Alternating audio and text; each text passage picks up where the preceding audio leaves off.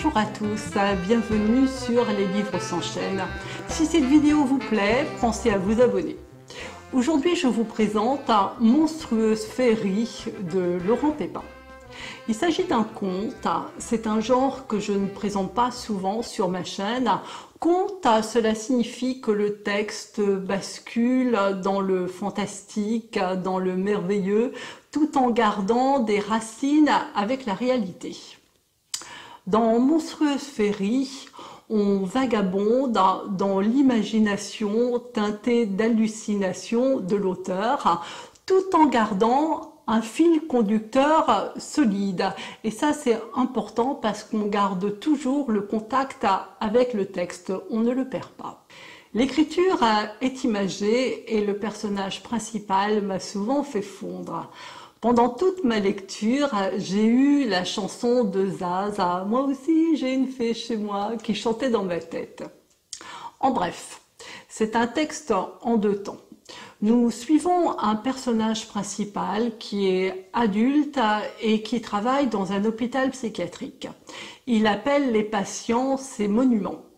Et très souvent, le lecteur est amené à se demander où se situe exactement la frontière.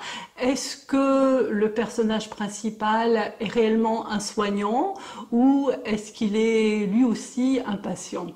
Parce qu'il comprend tellement bien la maladie de ces monuments qu'il les place dans une forme de normalité particulière.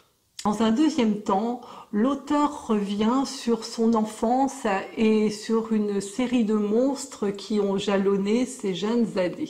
Je vais vous faire quelques lectures. Nous sommes à la page 42. Ce qui était difficile pour elle, en tant qu'hydrothérapeute, c'est qu'elle pouvait s'investir si complètement dans l'expérience qu'elle avait peur de ne pas pouvoir en revenir. Dans ces cas-là, son corps épousait la forme de l'eau. Ça étonnait toujours les curistes, cette façon qu'elle avait de disparaître soudain, de s'écouler, de devenir diaphane.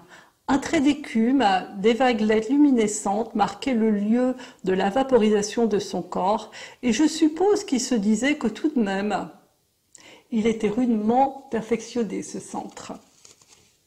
Je vous emmène maintenant, page 55. Paulette, par exemple, qui avait toute sa vie vécu avec des cigales qui chantaient dans sa tête. Un jour après ses 80 ans, les cigales avaient migré et étaient parties pondre des œufs sous sa peau, sous ses bras et son ventre. Puis elles avaient infesté le reste de son corps. Quand je l'avais rencontrée, elle s'arrachait des lambeaux de peau avec une pince à épiler et les mettait dans des flacons pour prouver ses dires à son médecin.